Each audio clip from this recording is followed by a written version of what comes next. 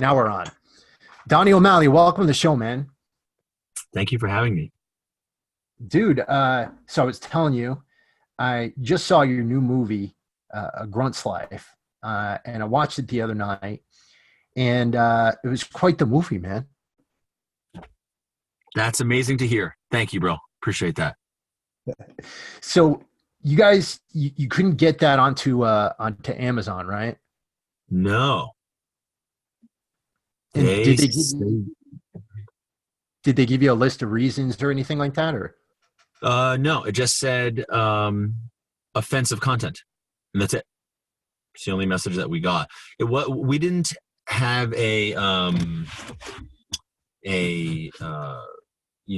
conversation with somebody that was working with us to get it on there. We were just uploading the video to sell, just like anyone else can upload videos or books or whatever to sell on Amazon.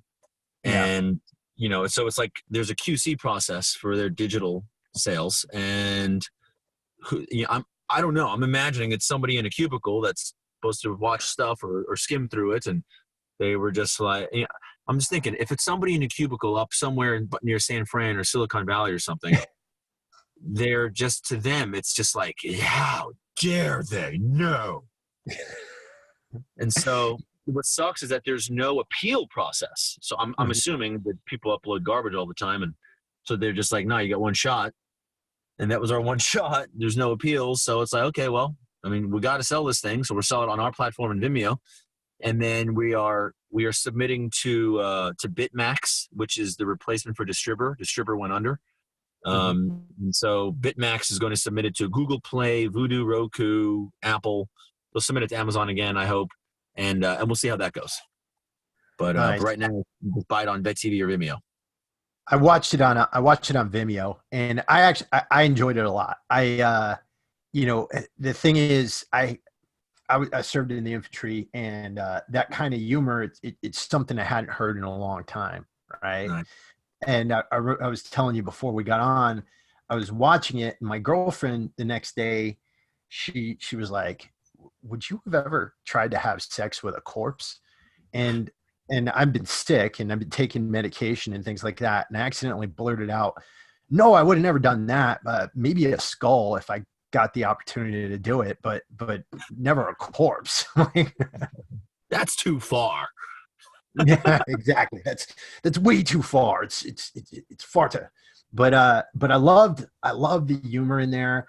I thought the acting was great. I love the part where the mortar team was acting like pompous British officers. That made me laugh my ass off. But dude, so pretty much everybody in our audience is going to know exactly who you are. But for like the two people who might not know who you are, could we just get a quick 5-minute or 3-minute background on you? Sure thing. Okay, let me see if I can do this quickly. I grew up always wanting to be a Marine.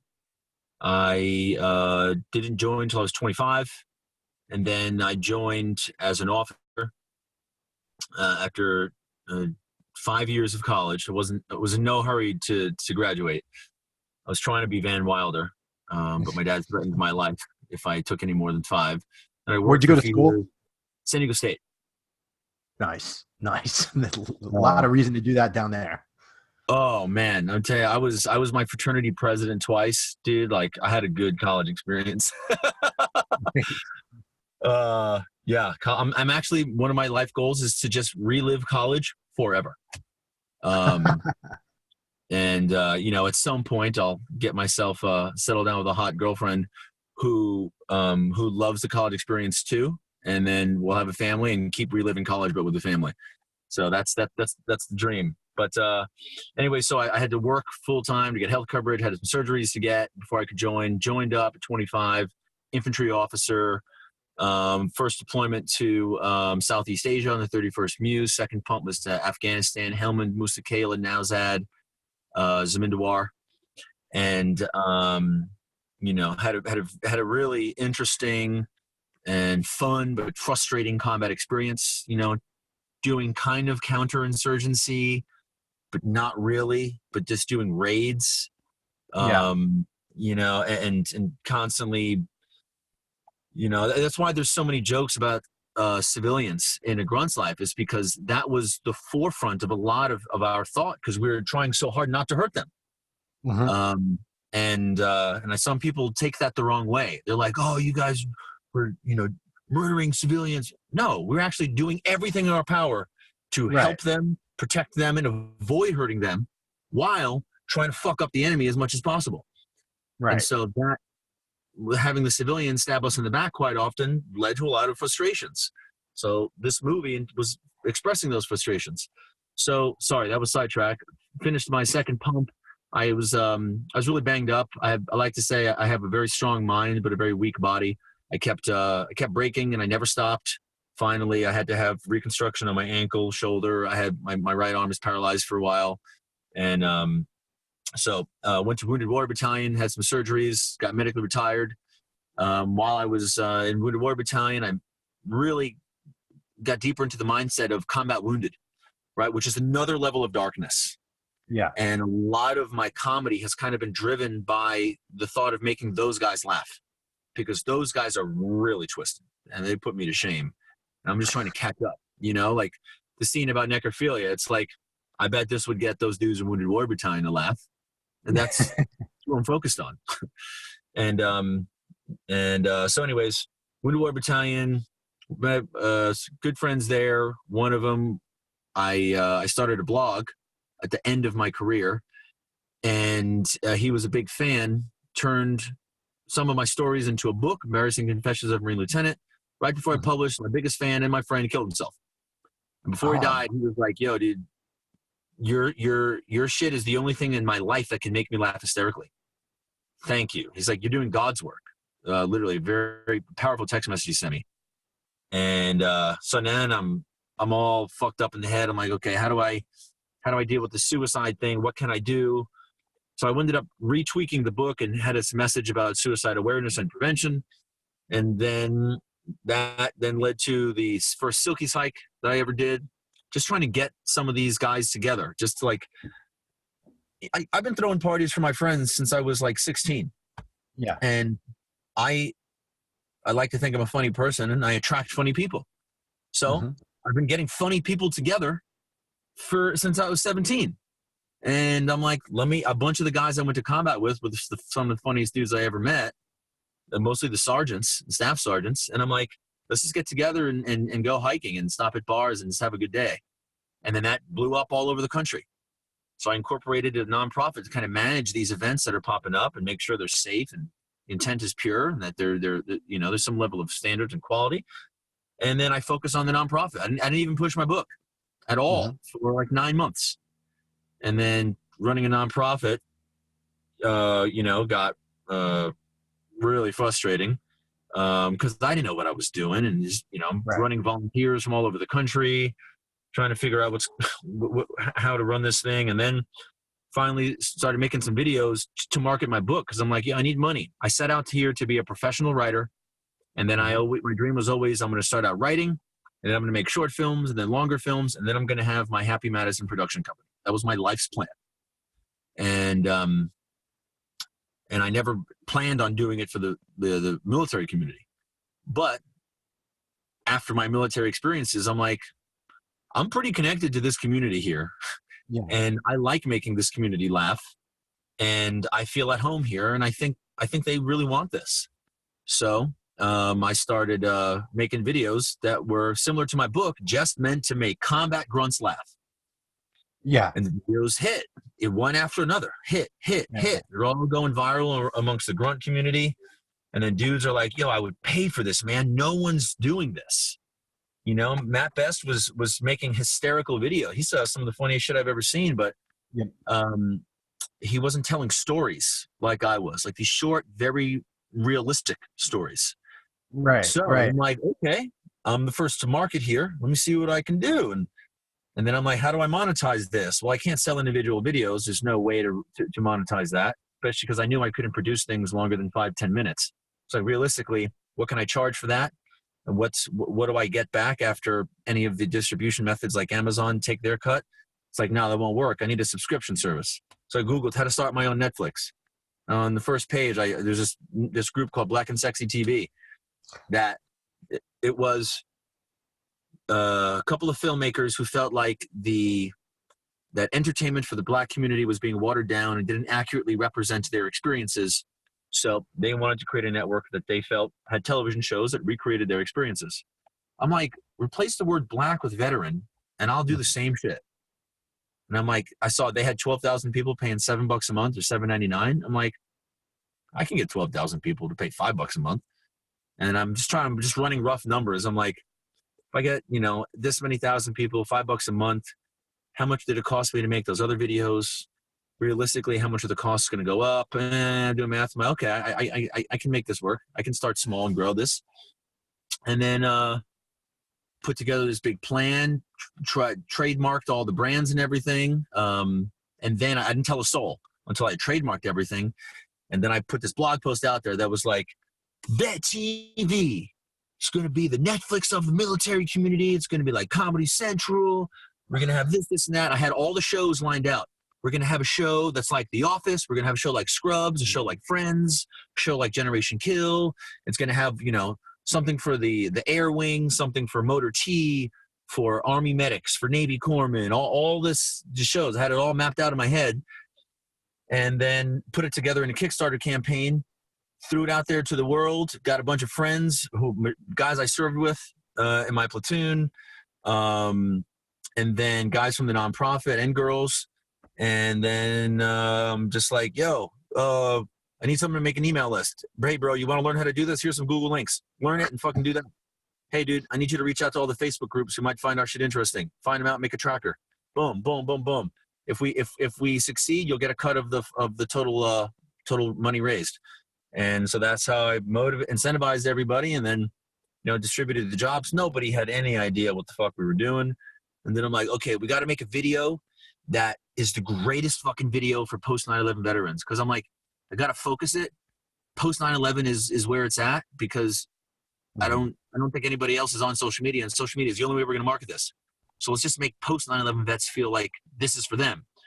So I was like, we got to make a video that speaks to them, that makes them laugh, that shows that we can recreate their experiences, and that shows that we can do it with a quality nobody else is doing.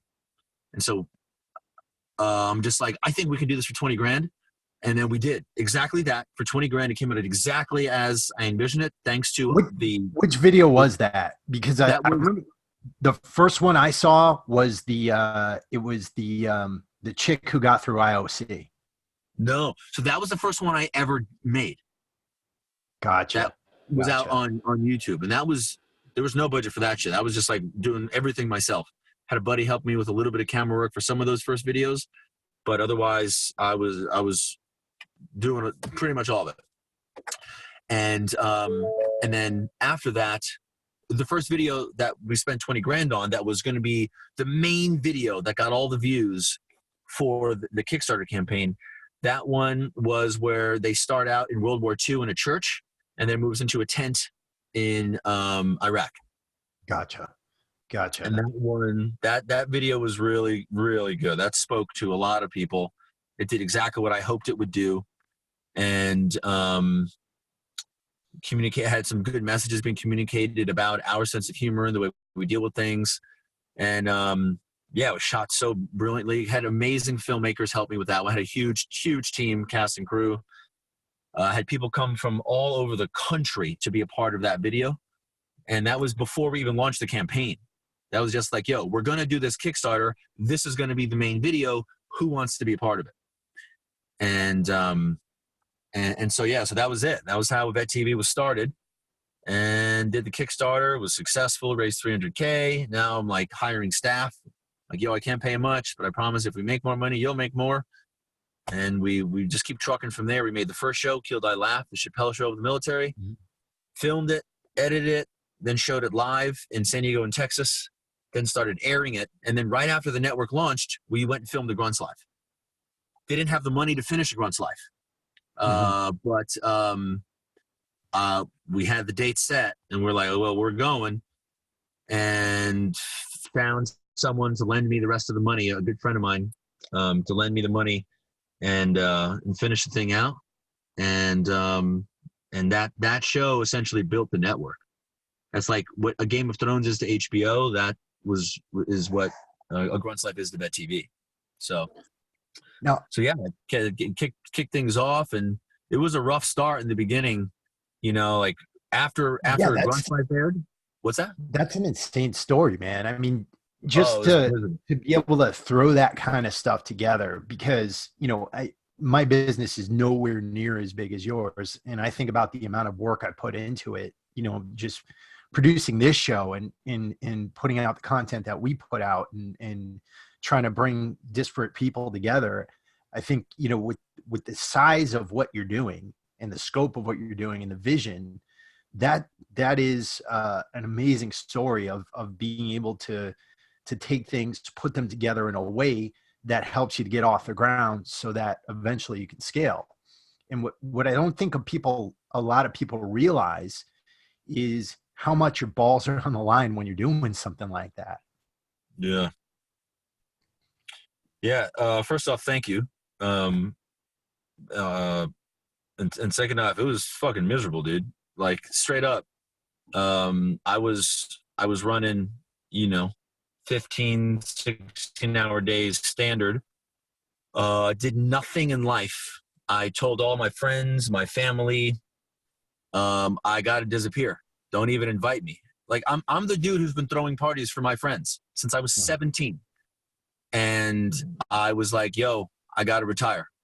Like, don't even invite me to anything because I don't want that distraction. And so I lived in a little hobbit hole in my grandmother's sunroom for years, starting both the nonprofit and then Bet TV. Got unhealthy for a lot of it. Take a lot of caffeine, a lot of Adderall. I would go 2 days straight, once a week, every week for like a year and a half. Some weeks I would go 2 days straight, twice a week. I mean, and I'm talking like through the middle of the night, taking Adderall, work till like 6, 7 a.m., give myself a little break, have some breakfast, go for a run, then get back, take another one, fucking powering through the day, because it just never stops. Because I was the only writer. I'm writing television shows and then co-directing them, producing them, and then trying to run this business.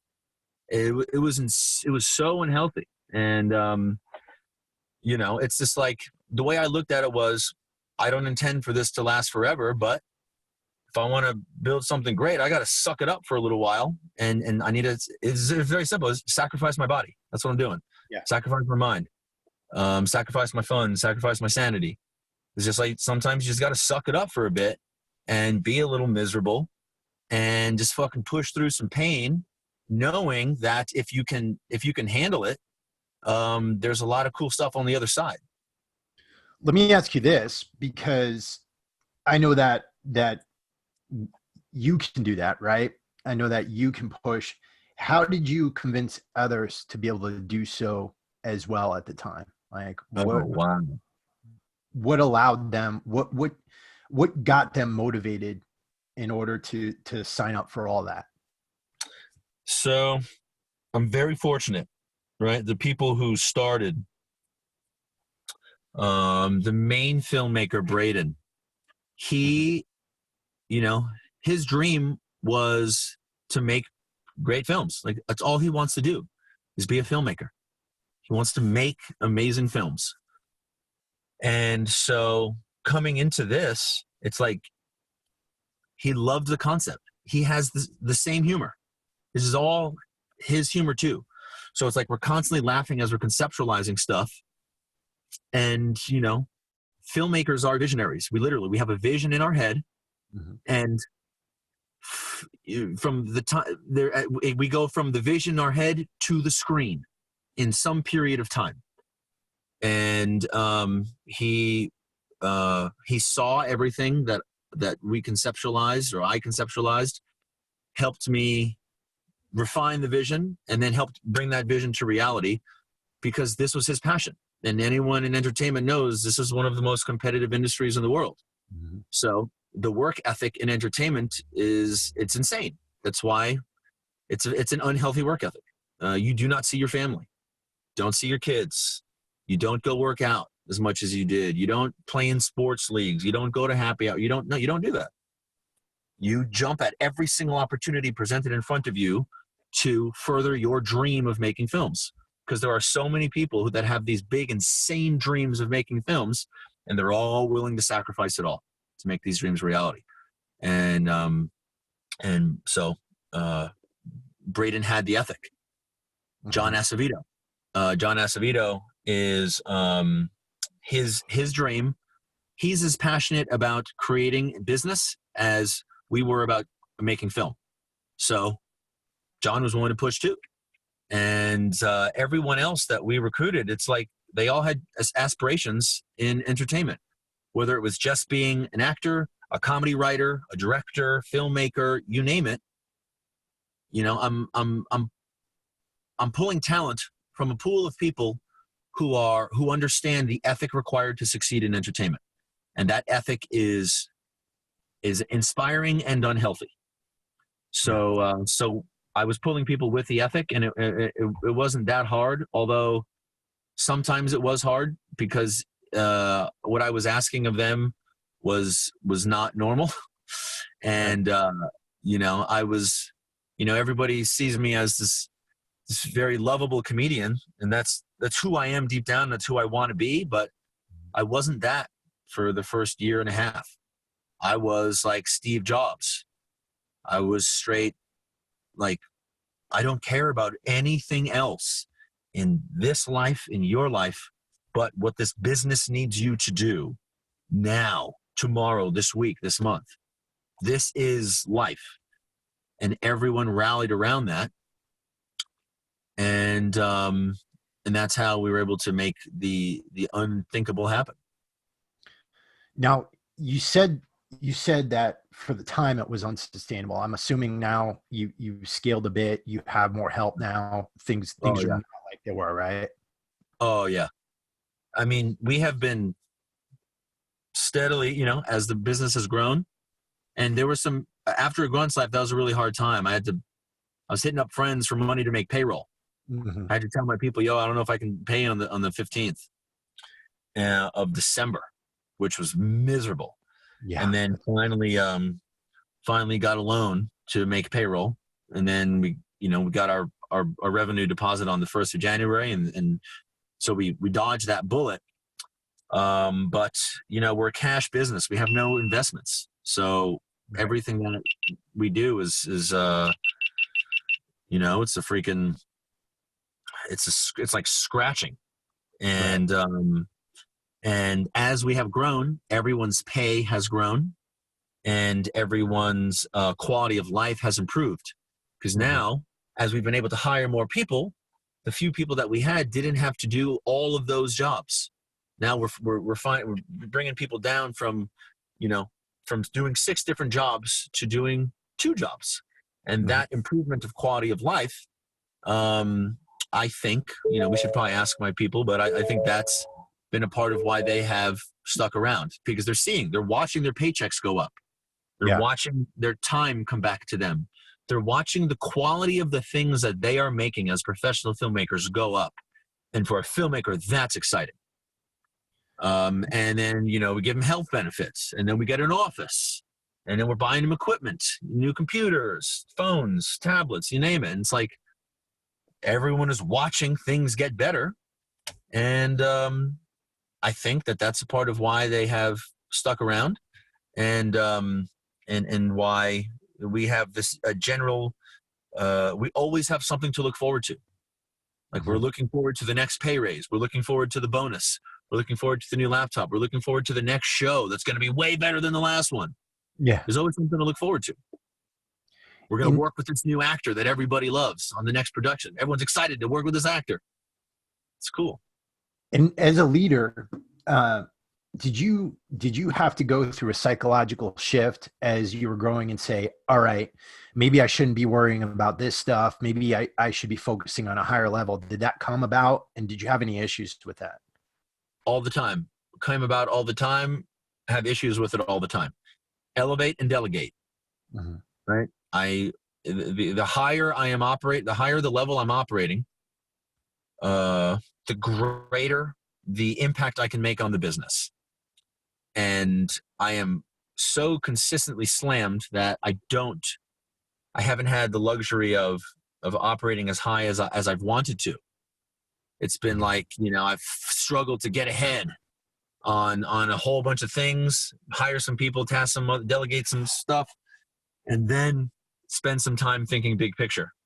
I also meditate a lot, and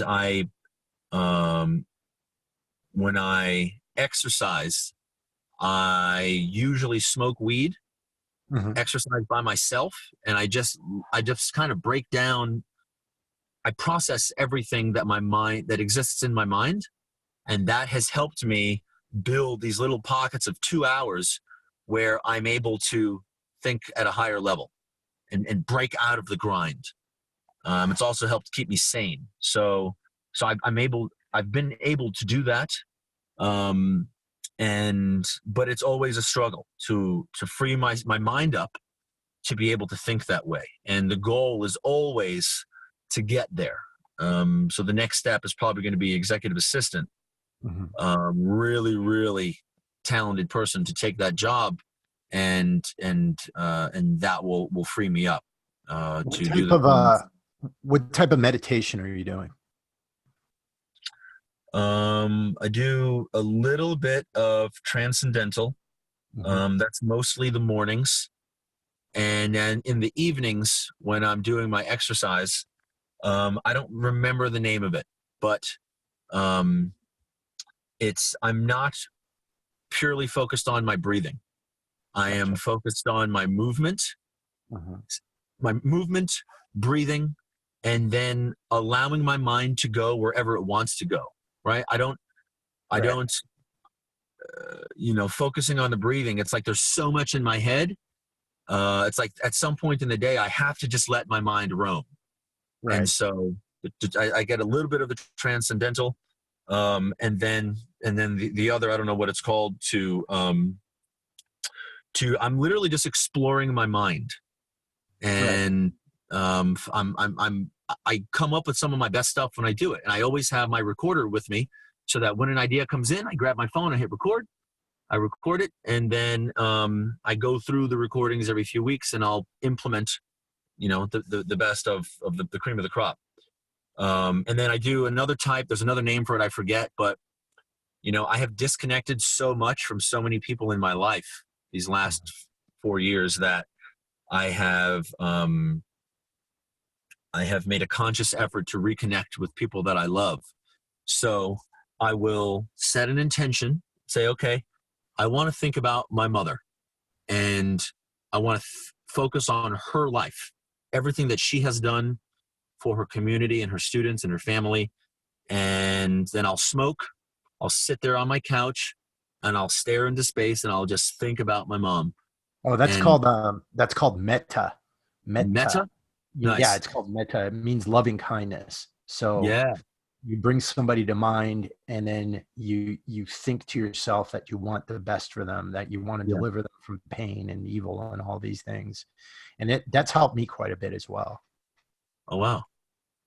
Yeah. And then when I'm done, I will call that person or send them an audio message saying, basically running through the movie that I just played in my own head about them.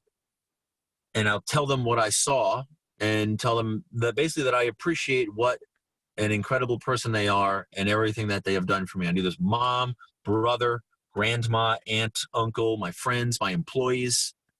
And it has really improved my relationships with the people that I love.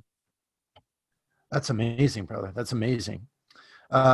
So on a daily basis, right, what's your typical daily schedule like? You wake up, you head to work, or what times are you working out? What times are you getting food in, that kind of stuff? I have changed actually fairly recently. So here's what I've changed to. I'll get up at 6. I'll set my alarm for 6. I'll take a caffeine pill where I open up the pill, I dump out half the powder, so I'm only getting 50 milligrams of caffeine, and I have the pill sitting on my nightstand next to my bed with my pH balanced water that I love now. I'm addicted to it. and I'll take that when my alarm goes off, which is really happy music. Then I go back to sleep, take the pill, go back to sleep, and my next alarm goes off 20 minutes later. Turn it off, meditate for 10 minutes, come out of bed, grab food immediately, which is usually like fruit, yogurt, chocolate milk, and peanut butter, and then I go work out. And as I'm working out, I'm playing music, I'm dancing, I'm shadow boxing, I'm stretching, lifting some weight, and then that like gets me in an amazing mood because my body feels so much better, heart rate's up, all that shit. And then I usually go into work by 9, and then I usually have meetings for the entire freaking day. Usually a writer's meeting to start the day where we'll workshop one of our scripts, and that'll be an hour to usually 2 hours for that writer's meeting. And then we'll have a meeting with one of the directors, and we'll go through one of their episodes. This is usually the episode that's releasing the next week or 2 weeks away. And all of the directors will sit around, writer directors will sit around the screen, we'll watch it, and then we'll give notes to the director and say, yeah, this scene right here, it really dragged on for me. I thought we could have sped things up. This scene right here, I didn't like the acting. I didn't believe it. That's my big thing is acting. I'll look at his eyes. Look at that. What is he thinking? I don't think that's what you're trying to communicate here in this scene, but his eyes are saying that.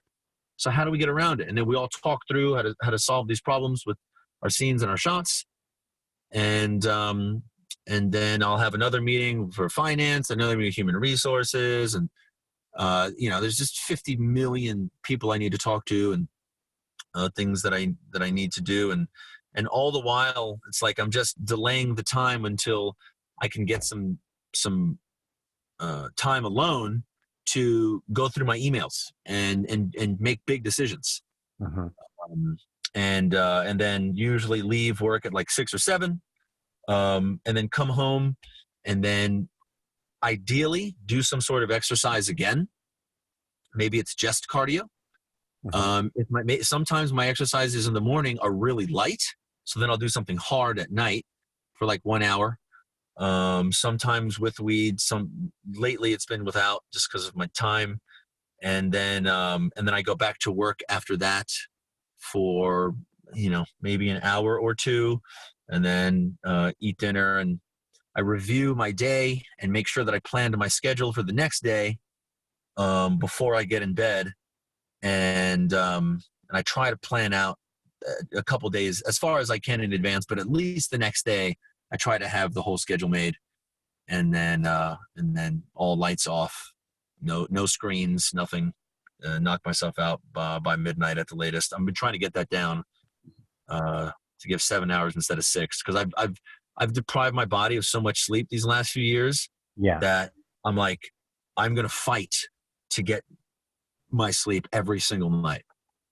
So that's pretty much my day every day. Now, when it comes to cannabis usage, what brought you to that? I use cannabis regularly. I have autoimmune disease, so I have ulcerative colitis. I use it medically. No. Yeah, it's brutal, and that's one of the reasons why I've been sick lately. But what brought you to cannabis? What kind of brought it into your life? Brought it. So I first met Mary Jane when I was 16, and just instant attraction to her. Yeah. I like that she frees up my imagination, and she helps me maintain my childlike imagination is really, I think, the best way to put it. And I've used Mary Jane ever since. I didn't start smoking more until I want to say 18 in college. And especially in the summers, when I was back at my parents' house in the summertime, I would go out to my Cadillac, and I'd sit in the back seat and I'd smoke by myself. Yeah. and I would just let my mind roam. And I enjoyed that time so much. And I pretty much only smoked alone for many years, like through college, sometimes in groups, but in groups it was never that enjoyable. I just liked my alone time with Mary Jane. Joined the military, didn't touch it till I got out. When I came back, I realized that if I approached weed with an intention, I could have that intention realized. If it was the right kind of weed, which is generally sativa, is what I appreciate the most. Me too. It just speeds my mind. People think that I'm on cocaine when I smoke weed because it just frees up my spirit. And, you know, just being an entrepreneur, employing people, being responsible for their livelihoods and taking on this commitment, it's like I live with a high level of stress, this anvil on my chest all day, every day. And I have to be really, really focused in order to succeed. But my natural inclination as a dude is to, I'm literally a big fucking 12-year-old kid. And I'm constantly fighting my urges to make a joke out of everything on a daily basis. And in the Marine Corps, you know, because I had bosses, I was a lowly lieutenant, you know, there were plenty of opportunities for me and the other lieutenants to just goof off as kids. Right. I don't really have that anymore because I'm everybody's boss. And so I have to constantly be on in order to make good decisions and take things seriously. And it's like the serious side of me is really serious. Nobody likes it. Not one person. I asked. Nobody likes me when I'm being serious. Not even myself. And so what weed enables me to do is I focus it. I make sure that I've accomplished I will not smoke unless I've got done what I need to get done. Because even if I smoke when I have a ton of shit to do, it's a shitty experience.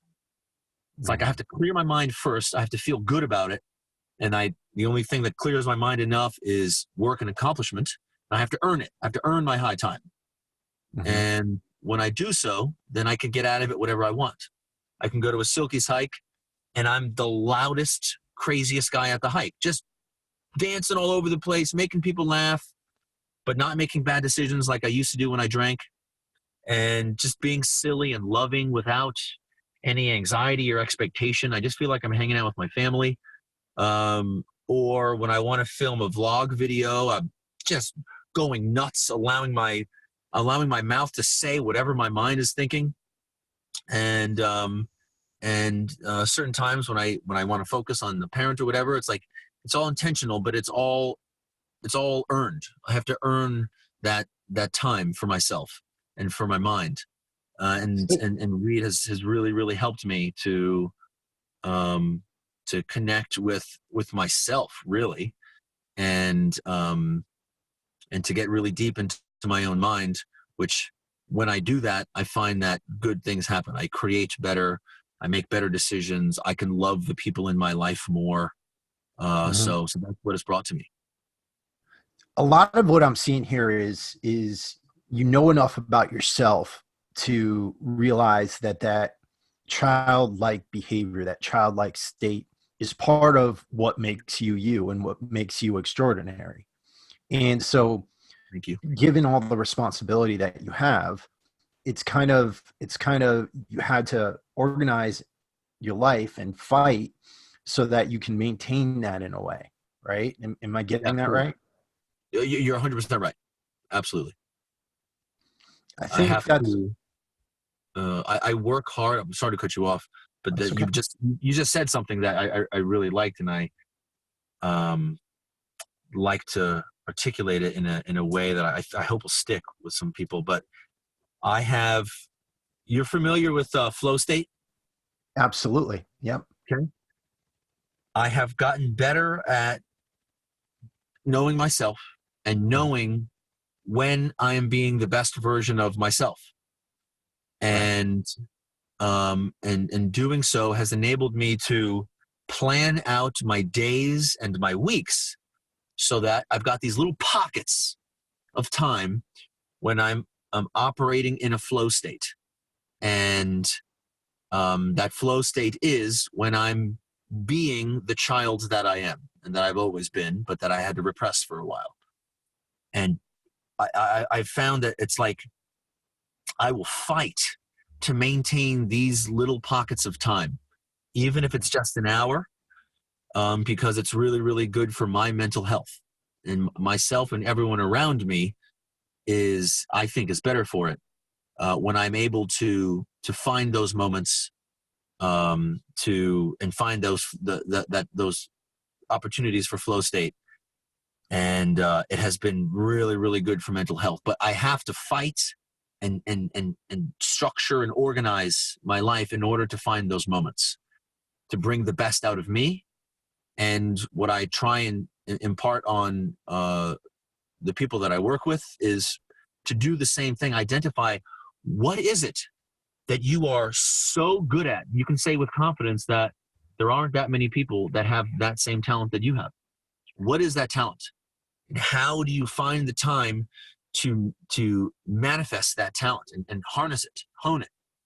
And then what makes you the most, when are you the most happy? When do you have this borderline unexplainable feeling of joy and ecstasy without substance? When do you have that? And how can you create a life that facilitates having that feeling as often as possible? And when you're a hardworking professional, it's not going to be as often as you want, but it can still be there in your weeks and in your days. And I think everyone should look to find those moments of happiness and flow. Have you ever ventured toward other types of plant medicines, psychedelics, and things like that? No, I did shrooms a little bit, but it was so little. It wasn't a proper shroom trip. And I'll explore that at some point, but I am, and that's it. That's it. Actually, no, the occasional Molly. I think I'm going to give myself 1 or 2 times a year for Molly, special occasions. Mm-hmm. And those will be planned out, like 6 months, a year in advance. But aside from that, I know I'm in a place that is very focused. Mm-hmm. And as long as I continue to execute and work properly on the track that I'm on, then the visions that I have are going to continue becoming reality. I'm scared of having a really intense shroom trip or acid trip or any of the other psychedelics. I'm scared of having a trip that changes my perspective. Right. Because there are a lot of people depending on me to execute on these visions. And because I'm a very intense guy, I'm afraid that if my perspective is changed and then I'm like, oh no, I shouldn't be doing this. I should be doing this. This is my path. This is my purpose. And then all the people that are depending on me are like, what the fuck are you doing, dude? We got a business to run, Like, I'm afraid of that. So I'm going to postpone that until I am more replaceable. And then I'll venture out into other stuff. I think just based off of my own experience with like dimethyltryptamine and other things, I think one of the things that's for a time and place where you're at a crossroads in your life and you're actually setting an intention to try to find something. Yes, exactly. So I think you got a great perspective on that. Let me switch gears here just a bit and let me ask you this: what do you think people's greatest misperception of you is? You know what? I think it is that I'm a misogynistic asshole. Mm-hmm. And I think that comes from some of my earlier videos. So feel kind of bad about that. Because I'm the opposite. I'm more of a feminist now than anything. And I want so badly to decrease the amount of chicks who get fucking raped. Mm-hmm. It's because it's like every single chick I talk to, especially military women, they were raped at some point. They were in the military. And it's like there's so much rape. And it's crazy to me because when I was in a grunt unit. There were no females on our base. I never heard of the word sexual assault in my unit. Whether it was in here, whether it was, against military women or guys in my unit doing it, outside in town, I never heard it. Maybe it happened in another company and I just didn't, hear about it, but I never heard it as a lieutenant in an entire infantry battalion. So then I get out and, through my nonprofit, there's tons of women. The nonprofit's been run by women since day one. And I'm hearing these stories. And for the most part, the first few years dated military women primarily. And I'm hearing these stories and I'm like, what is going on here? Like horrible, like atrocious stuff. So it's like opening up my eyes and I'm like, there's got to be something. And then I think to like, what could it be? Well, maybe it's that within the military, but especially the Marine Corps, there is this intense animosity, resentment, and even hatred towards female Marines. Mm-hmm. And that resentment comes from what I've heard, one, an unequal standard. Like, what the fuck?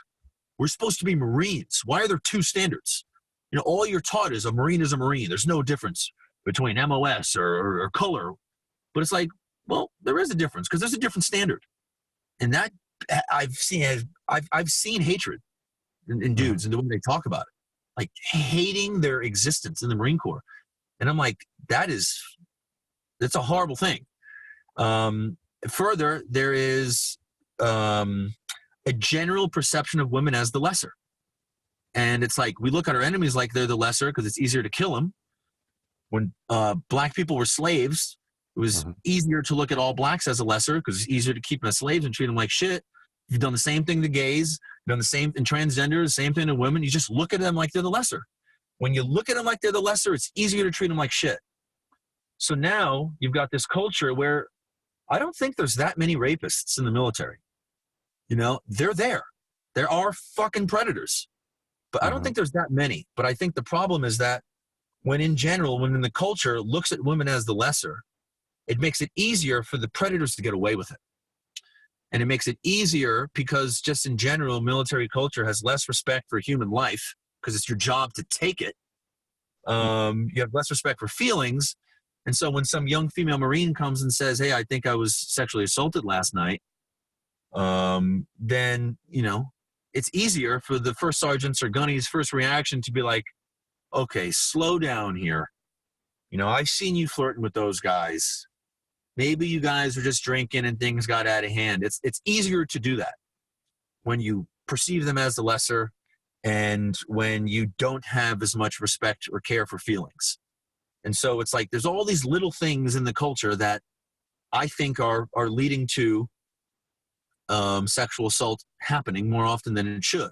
Well, it should never happen.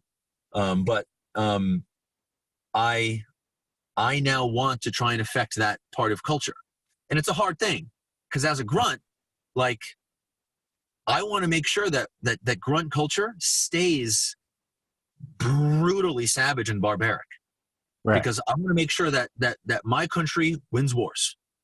And and all that if we go fight China and they use their electrical impulses to fuck up all of our electrical equipment, there's only one thing that's going to get us through these battles, and that is a passionate, burning bloodlust, right. Like a barbaric desire to murder.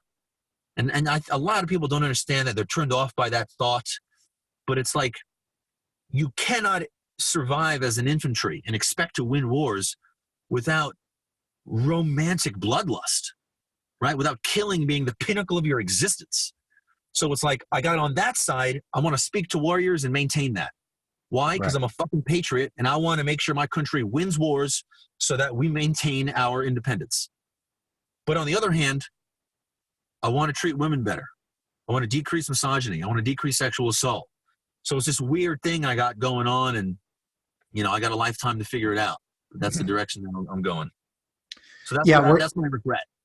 Yeah, we're also at kind of like an interesting time and place, I think, in our history where a lot of this stuff has come to light, and there's been reactions, there's been overreactions, there's been a lot of, between the Me Too movement and everything else that's happened, there's a lot of people out there who, and I think men who are scared, right? Who are scared of what's going on, scared of what the future might hold.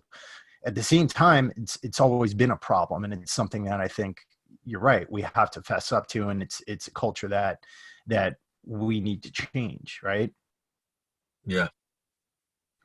Yeah. I think, it's got to be attacked on multiple fronts. I think that the notion of masculinity that can't go away, because there are elements of being masculine, of being aggressive, of being Right. violent, confrontational, that are necessary in society.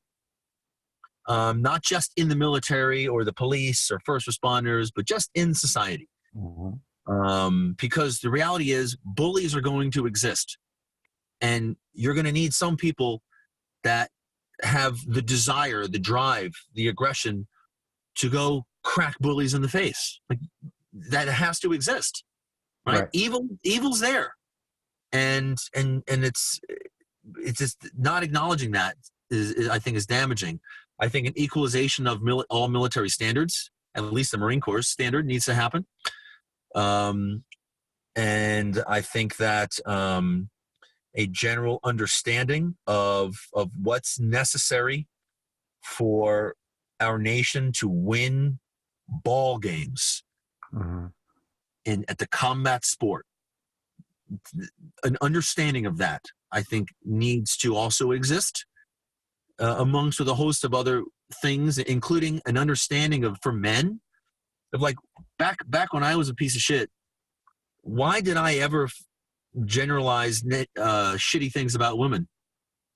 It's because some girl that I wanted, that was above me, that was on a pedestal, that I desired, rejected me, made me feel unwanted, unloved, unliked, unattractive, whatever. And that feeling led me to say, fuck bitches.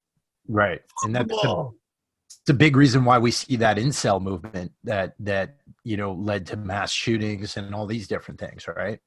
Yeah. It's all built out of pain. And I think if more dudes could just acknowledge that the reason you have all this shit against women is because some woman has hurt you, I think they just fucking owned it. That alone could help a lot of shit. Yeah. Just like, who hurt you, dude? Like, oh, you got dumped? Oh, a girl cheated on you? Join the club. It doesn't mean you fucking want to go hate all of them. You know what I mean? Like, it's a stupid, immature, pathetic mindset.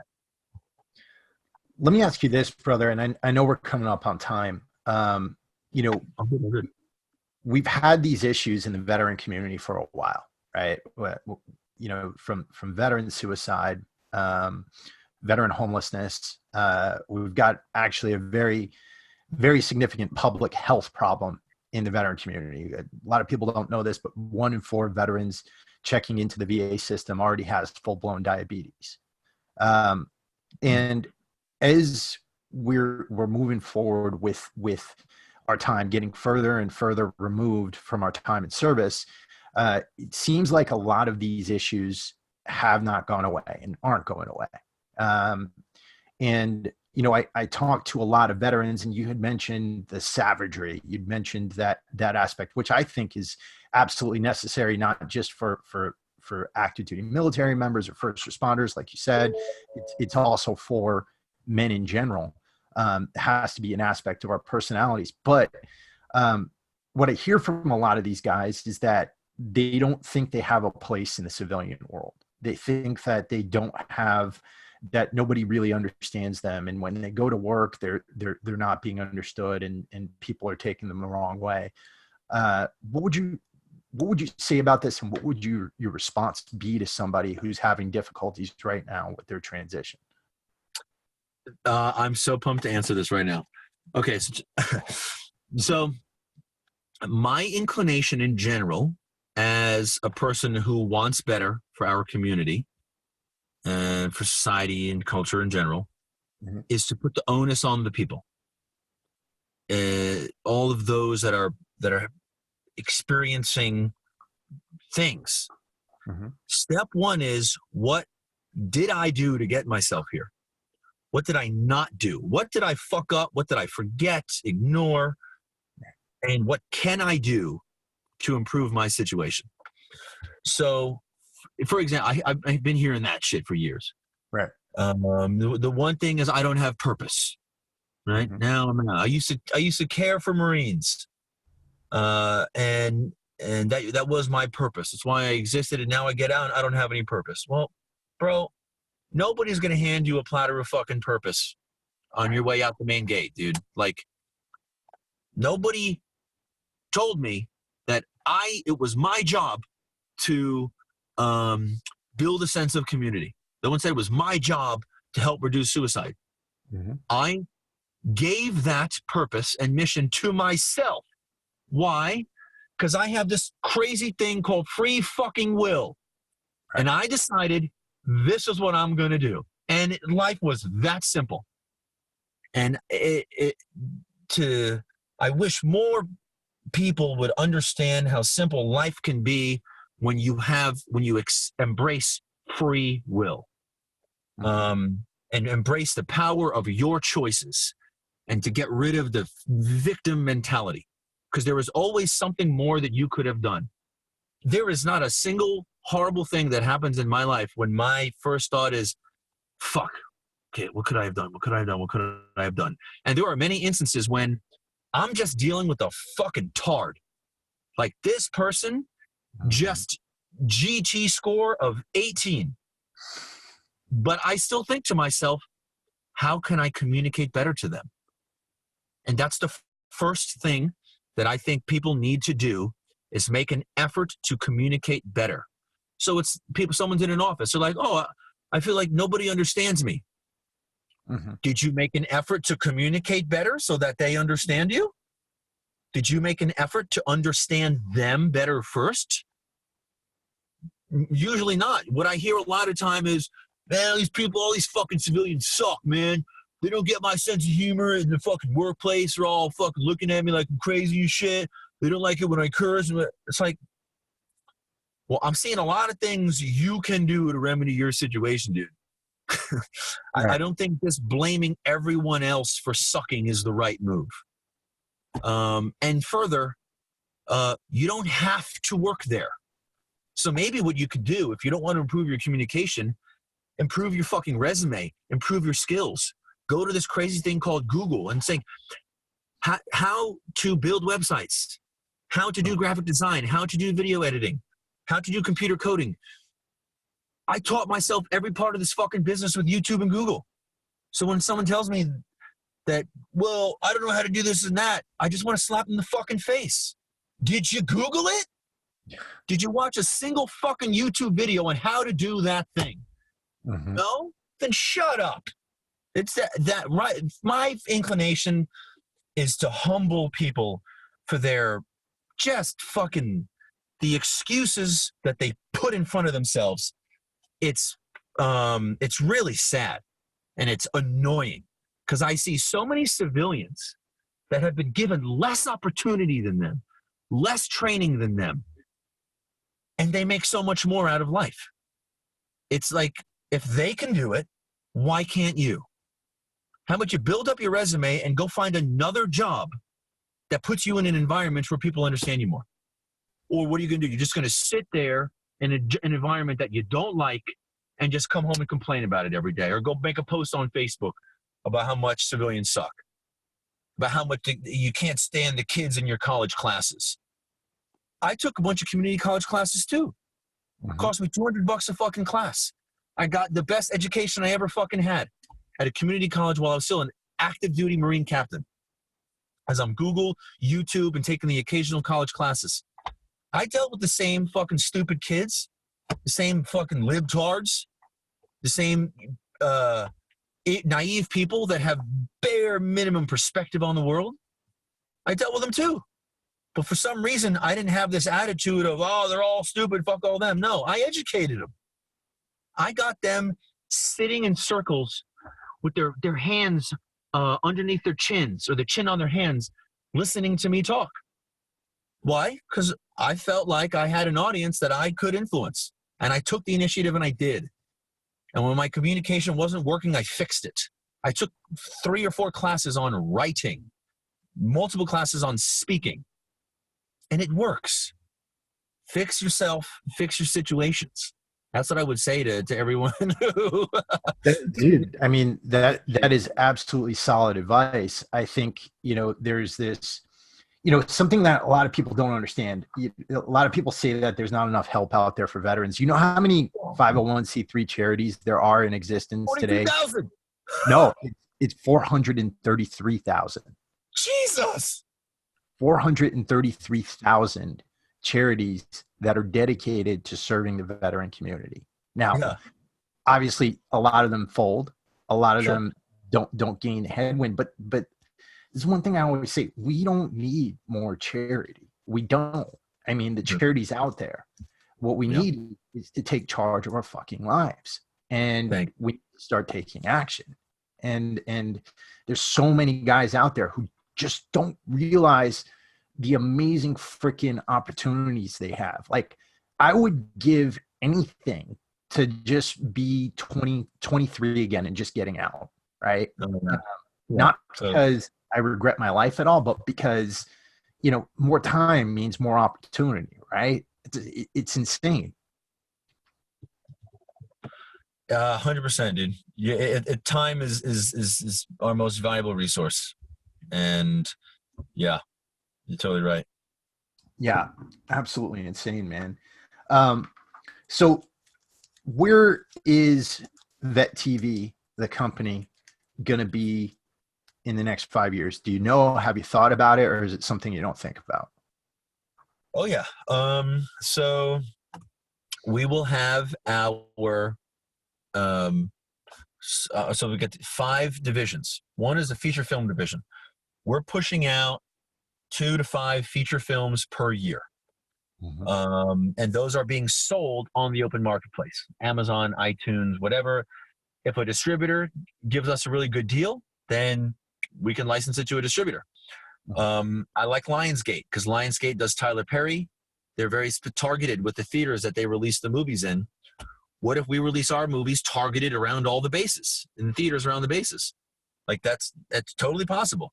And then we'll set these thresholds, if movie sales are blank by, 2 weeks after the release in these small limited release, if we hit this threshold, then we release into more theaters.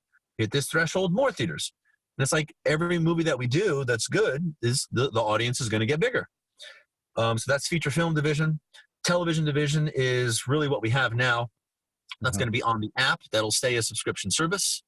The occasional show might be licensed to a Netflix or to somebody else if the money's right, and not in perpetuity, probably a year or 2 at a time. Just put some cash in our account, enable us to keep making more, bigger and better. And then we'll have our live events division. So I want to make a USO tour that is not a USO tour. I want to make our version of a USO tour that exists in events all over the United States. The infrastructure for that's already been built by the nonprofit Reverend Warriors, which is having events all over the United States. 60,000 people have been to our events with no salaries, all volunteer, bare minimum budgets. Like, it's insane what we've been able to do. We've got the infrastructures there. So now we're bringing entertainment to these events, and we're having musicians, and we're having showings, comedy shows. We're having the biggest names in the community, like Best and Kennedy and Reyes and Burke and Hernandez and all these guys, the entertainers that have already made themselves stars. We're bringing them around to create entertainment for our community. And then, so that's a live event section. And then there will be the free section, which I want to make the Vet TV app way different and better. We're going to need to rebuild it or build it from scratch, I think. But it's essentially everything military humor related. So we're talking about a section that just has the TikTok videos, a section that just has memes. We have the website, or the app is broken down into all the branches of service, like Duffel Blog is. We've got blogs going in addition to, so that exists for free. And then if it's like, that's how we maintain everybody's attention, like the Chive used to do on their app. They always had something for you to see. Yep. And then we're advertising our events, our shows, and our movies on that app that everyone has for free. That's where I see this company in a couple years, and then a little more than 5 years. I want to have this the Great American Festival, Veteran Festival. Is basically Coachella meets Burning Man meets an amusement park, and it's the place for unit reunions. Doesn't matter what unit, when you served.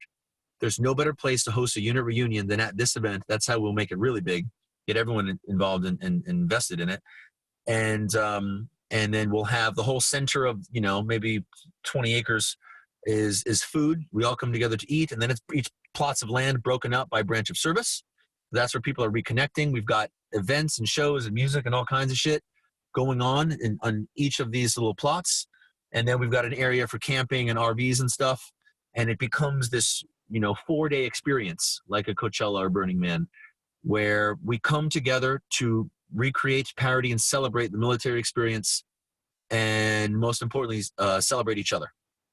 And that's what the grand thing that I want to have built in like 10 years. That is an awesome vision, man.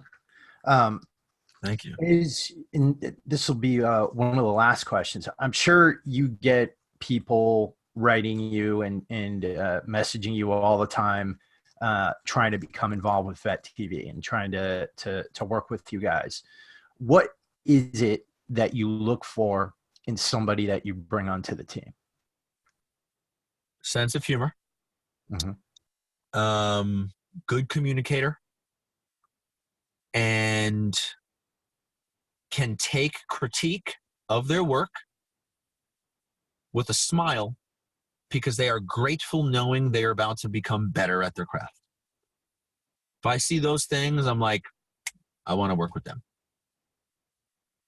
That's awesome. Well, dude, number one, I want to acknowledge you, because I think, for you to have started this thing from scratch, like I said before, and to have turned it into what it is now, and now knowing a lot more about the story behind it. I got to hear you speak at Clever Talks last year, but that's nice. But knowing more about it in this detail, I mean, it's absolutely astounding that you've been able to do that, and that you continue to be motivated to make this quest come true. And I think that's awesome. As far as everything goes, man, I have to say you surprised me with a lot of your answers, and I'm sure you surprised a lot of the audience members. There's so much more depth to you that I don't think people realize is there. And I think one of the things that people should definitely take home from this is the fact that you've put so much work into understanding yourself and how your brain works, and what's going to create all of these things, because that in and of itself can be a quest that takes people a lifetime to complete. Yeah, totally. And I think, first off, thank you very much for the kind words. I do appreciate it. I think that a lot of people don't get to know themselves as well as they should or could, because there's a lot they're not proud of, and they don't like exploring the depths of their own mind and their own past and their own decisions, because there's so much shame there. Right. And it's painful to think about all of the things that they've done that they're not proud of. So instead, they don't think about it. They just stay busy with work, friends, television, sports, and whatever, because as soon as they have a moment alone to actually be with their thoughts, they're like, oh, no, I don't like those thoughts. And I think everyone needs to push through the pain of acknowledging who they have been, who they are, and then create a vision of who they want to be. But I've been a big piece of shit in the past, and when I have forced myself to think about it, I'm like, I don't fucking want to be that ever again. Right. And actually, it's like, you don't change until you felt enough pain.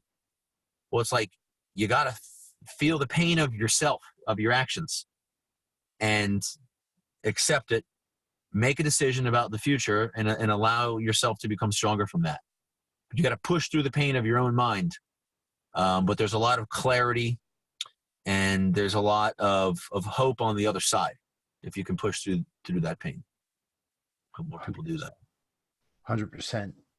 And the movie A Grunt's Life, where can people access that right now? Fuck yeah, go to agruntslife.com and purchase it on Vet TV or Vimeo. Great. And Vet TV and your social media. Do you want to put those links out there? Sure. I would say just go to the App Store on any of your devices and download the Vet TV app. And then so Vet TV app. I'm Donny O'Malley just Google Donny O'Malley and I'll YouTube, Instagram, Facebook, you name it. Also want to make sure that I shout out Irreverent Warriors, my nonprofit. I don't run it anymore. Cindy McNally's the president. Nate McDonald is the vice president. They are insanely amazing human beings who have taken that organization to the next level and will continue to do so.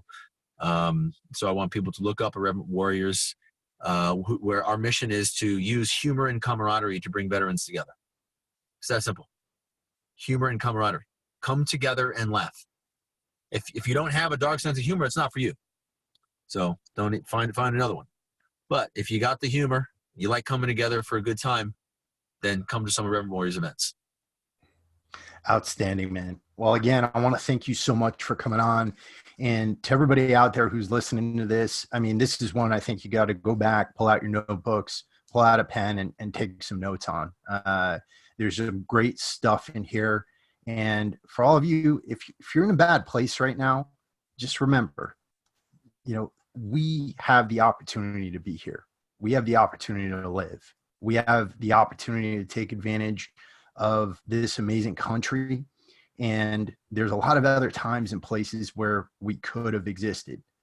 But right now, we are here. And we out here. Yep, exactly. So we'll talk to you guys soon. We'll be back at you later on this week with some more awesome content. Get out there and live your best lives while you can.